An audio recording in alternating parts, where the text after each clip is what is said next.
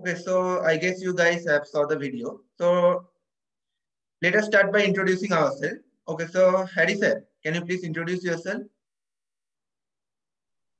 Yeah, good evening, everyone. My name is Hari Kuti. I am currently in Mumbai working with NCI as a product development manager, taking care of pan India sales and business of HPLC consumables.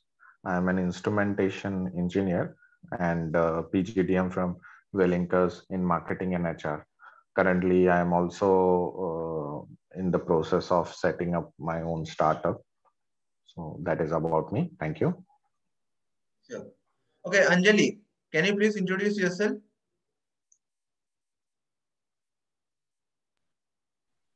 Yes, sir. Good evening, sir. Myself, Anli Singh. I study in class 8A.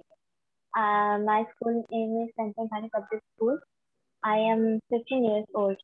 Thank you. And I'm from Lucknow. Sure. Okay, Shamsher, please introduce yourself. Good evening, sir. Good evening, Anjali, and good evening, my friend Orithro. My name is Samsher Singh. I am studying BBA in entrepreneurship in ILEAD College. And as for the free time, I'm working at my business with my father, and I live in Kolkata. That's all. Thank you so much. Okay, so let me introduce myself. Myself, Oritra Mukherjee. I am from Kolkata, and right now I am studying entrepreneurship in ILEAD College. And after graduation, I would like to start my own company. Thank you.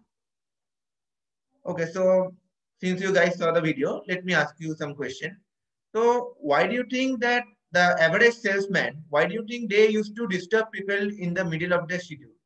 So, why do you think they make that mistake? Harry sir, what do you think about it?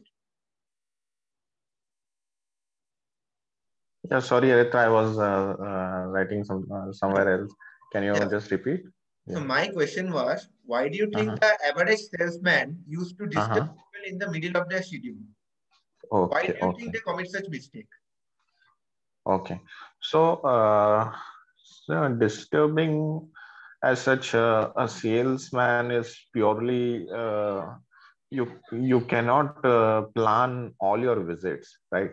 If you are into a sales of something like dictionary or dishwash or FMCG products, I've seen that these are not that planned as compared to if you are going for any industrial products like B2B sales or maybe some equipment, some industrial equipment. So these are all planned meetings. But when you go for an FMCG or a daily use product, these are usually not a planned meetings. These are just cold calls. Like just you go in a particular area, you have either one meeting over there and you knock the 10 doors. You knock 10 doors and you have like appointment at one house and you go to other houses as well. So it is obvious people will get disturbed because they aren't expecting any salesperson at the door. And thing is, people think the salesperson is someone who will consume their time and who will make their wallets empty, and they will make them buy anything that they don't want, buy something that they don't really require at that time. So that is the reason they consider it as a disturbance.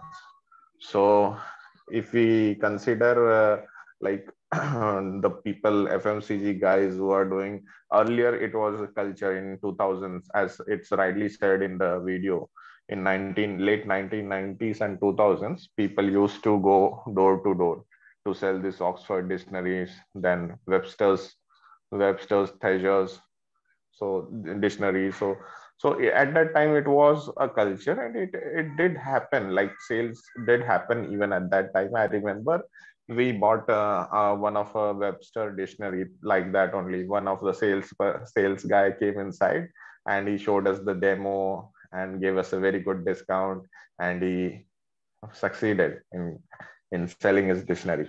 So earlier days it was possible, but with this online e-commerce and all, life has become too much of like I'll say, there is no one will do such type of marketing these days, going door to door and all.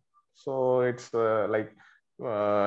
it's almost now it will over after some period of time. Only some, I don't remember now anyone who has come to my door selling these items or equipments. I guess no one will be facing such issues. But these days you will get phone calls which are equally irritating. So if you don't need anything, you will get a call from credit card. Yes, sir, you have a scheme for credit card, please buy it. Or you will get an insurance call. So this insurance, life insurance, please take this insurance. It's very good. So this is all about the timing, and it is hardly possible that you time very perfectly that the person is so much happy that, oh, you have come at the right time, I was looking for this product. So it doesn't really happens all the time. Out of 100 times, I'll say only 5 to 10 times might happen, only 5 times in your entire 100 calls, that the person says, oh, definitely I was looking for this product, and you luckily come like a angel and helping me out with this. So this doesn't happens all the time. And sales, and you need to actually, sales is the game of converting this what we call what uh, uh, this disturbance or into a uh, meaningful conversation. It is the skill of the salesperson, how he changes the mind of the person who is considering him as a disturbance, and how he makes him happy, and how he ultimately, like, the customer should validate, like the person should finally validate, yeah, you are right, I need this product, I should buy one. Thanks for coming, I'm buying your product. So this is, I'll call, a successful salesperson or successful closure. So disturbances, many people will think definitely 90% of your calls will be disturbance only, and you never know what other person is thinking, or what he is going through, what is happening inside his house, what he is up to today. So you need to check all that things before starting. And it does happen, like it is considered as a disturbance. So it depends on the skills also of the salesperson who can manage efficiently such calls. I hope I've answered your question, Aditra. Yeah, sure. Okay, so Shamsher, what's your opinion about it? Why do you think the average salesperson disturb people in their schedule? Average salesman disturb the people. Basically, I guess they are still habituated with the old methods of salesmanship or personal selling.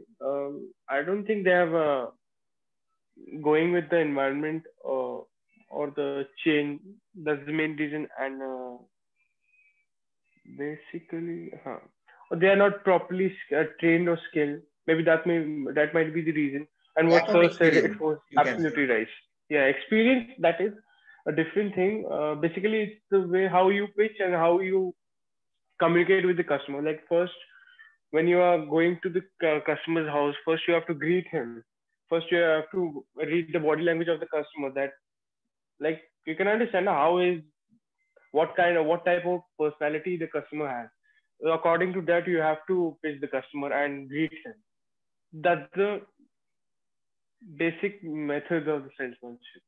It depends upon the salesman how he approaches the customer. That's it. Sure. Thank you. Okay, Anjali, what's your opinion about it?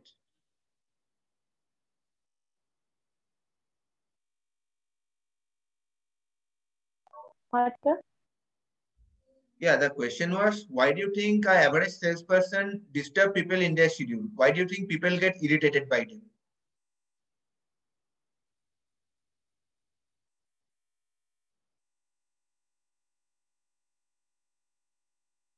I don't know about it.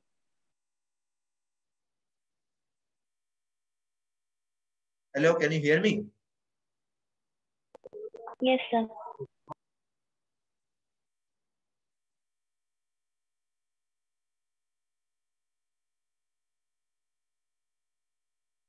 Anjali, do you know the answer? Or should I pass the question? No, sir. No, sir. No, sir. I don't. know about it. Okay, okay. Okay, so I guess we got a new participant, Atul sir. Atul sir, can you please introduce yourself? Hi, my name is Atul Kumar. I'm based in San Jose, California, and run a startup connector and ventures and a few non-profit groups.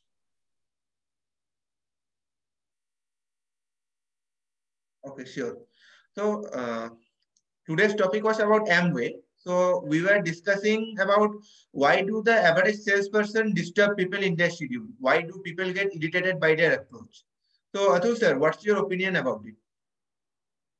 So my opinion about Amway and that whole practice is that as a salesperson, yeah, it's your job to reach out to people through email, call, WhatsApp, whatever method you can. But the big risk with if you're working for Amway or businesses like that, and what do you call that, a network marketing type of thing, multi-level marketing, all that, is that you might make some money, but you might lose many friends because people will start avoiding people in the network marketing business. I mean, I have disconnected with many people because they were in that business and they're trying to sell. They invite to your home, give you coffee, tea, and snacks and stuff. After that, I never connect. I completely disconnected with them because I was not interested in that multi-level marketing business. So I think it's a pretty successful business. So no comment about that. But people don't like the very intrusive nature. Just like Facebook is in a lot of trouble for privacy violation. Two different businesses, but that's the thing. So when in Amway, they're trying to sell you detergents and all those things which you don't need, but there's a pretty very aggressive sales and privacy violating sales practices. So I would avoid Amway by a distance. Sure. So Atul sir, do you think that multi-level marketing is a scam? Yes, it is. Why do you think so? So the business model of multi-level marketing is that the guys who start over on the top of the pyramid, people who start a multi-level. So I get 3 people, so I get a percentage from those 3% too. Let's say I get 10% from whatever they sell, and then those 3 people get another 9 people. So then they also get commission from those 9, and then the first 3 also get commission share of that, and so on. So there's a pyramid structure that it works. So people at the top of the pyramid, people who started, they keep making money without doing anything, and people at the bottom, they have to struggle a lot to do everything else. So especially for young students and people, it might make sense to earn some pocket money and things because not much to lose. But for anybody in serious business at a senior level, they will start avoiding you. So in a B2B business, also there's a lot of relationship cold calls. But if you start using the MLM type of method, then I think people will start avoiding you. So if I'm selling, let's say, iPhone, I'm in the business of selling a TV or whatever I'm doing. So obviously I need advertising, sales, all the retail store, everything else. And the problem with Amway is the product of Amway is what they are. Most of the often they are competing products, better branded products. And Amway products, people will, they're very aggressive and pushy about, because their commission and the income depends on Amway. How many new customer, how many new partners they can get in the multi-level scheme.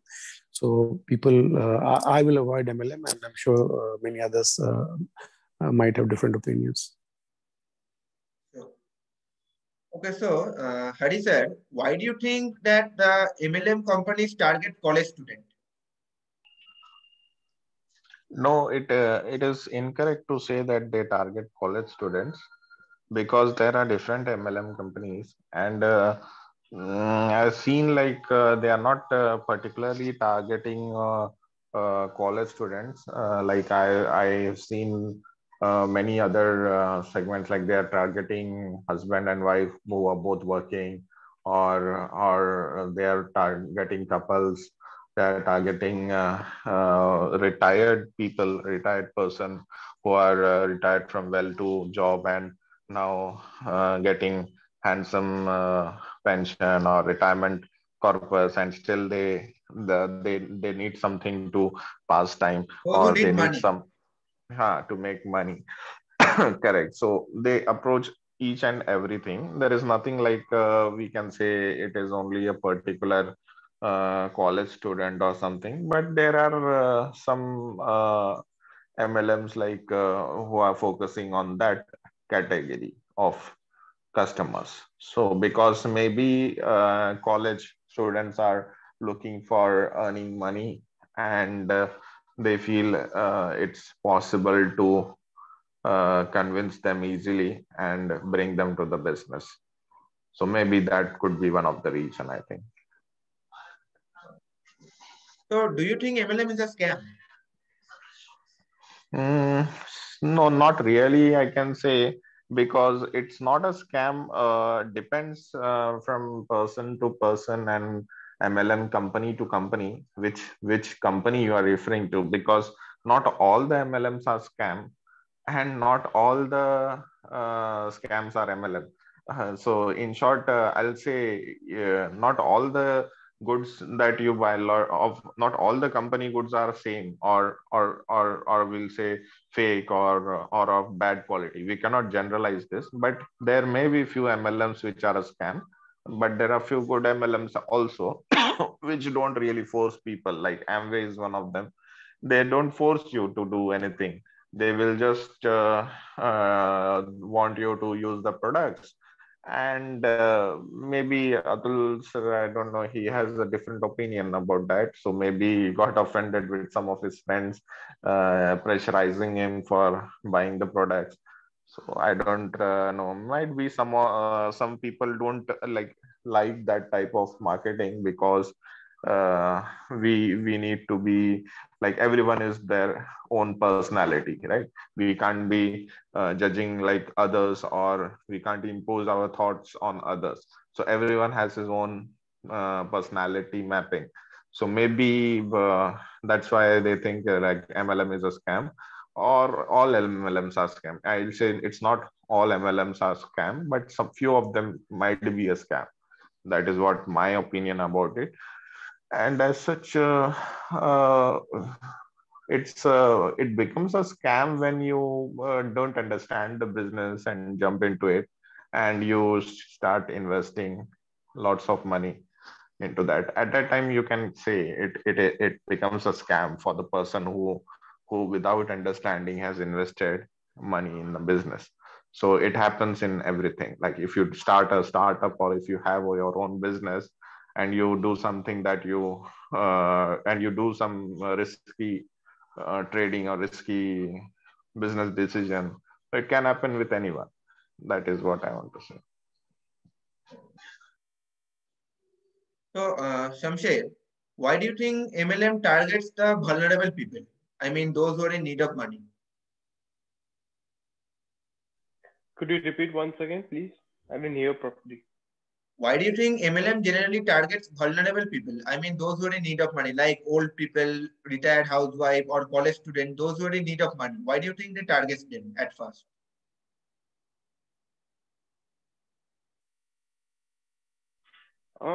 They target them in the sense, I forgot about it. Hey, I forgot about it. You don't know? I knew I forgot about it, basically. I knew about it, but I forgot. Okay, sure. Okay, so Anjali, what do you think is the importance of listening while doing sales?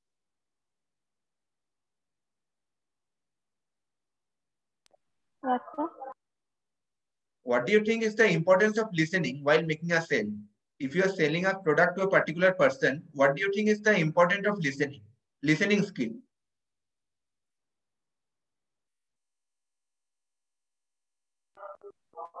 Because what they are saying to us, we can hear that they are saying correct, they are saying good or not.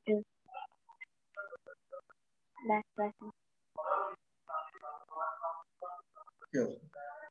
Okay, so Hari sir, why do you think listening is important while making a sales? Listening is important because you are getting the feedback of what you are saying or what you are trying to convey. So the customer gives you a feedback when he speaks and you listen. So it is equally important to understand his requirements, what are his needs, and how to fit into his shoes. So it's very important to listen also during a sales call. Okay, Shamsher, what's your opinion about it? The importance of listening while making a sale.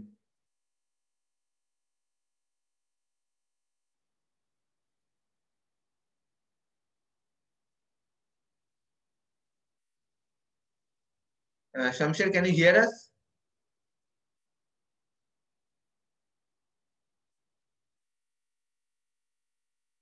Yeah, I think Shamsher is not audible. So, okay, so the next question is, as you saw the video, what Amway used to do it, they, why is it breaking? Shamsher, can you hear me now?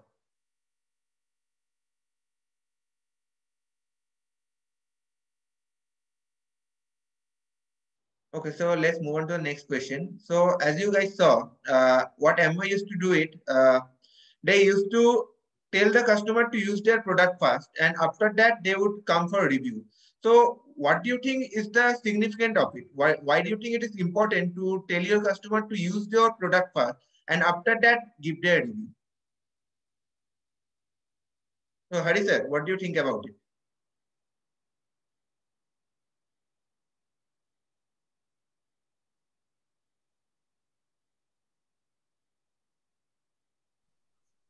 Can you repeat the question, Aritra? The question was, as you saw the video, what Amway used to do is they come to people's house and the salesman tell the customer to first utilize their product and do the pitching themselves, so that they can get the experience, the required experience. So why do you think it is important? Yeah, it's important that you sell the product rather than just speaking about the product. So if you give the practical experience of what your product is, practical demo, so that is much your half of the work, I'll say, is done. Like if your product is good and the customer really likes your product, then half of your trouble or convincing efforts will be reduced. So that is why they give free samples. Companies give free samples so that they can evaluate and they can place an order for sale. Okay, sure. Okay, so Can I add a point? yeah, sure. Yeah, basically what Sir said was absolutely correct. And what I was saying, to sell our products is important also, like to generate more revenue and to build a customer base. Because if one customer is satisfied, he's referred other customers also. Am I right, Aditro? Yeah, sure. Okay. Thank you. Okay, so I guess that's all for today. So let's end the session here. Thank you all for coming. Goodbye and have a good night. Thank you for coming. Thanks. Good night. Good night, sir. Yeah, good night. Good night, everyone.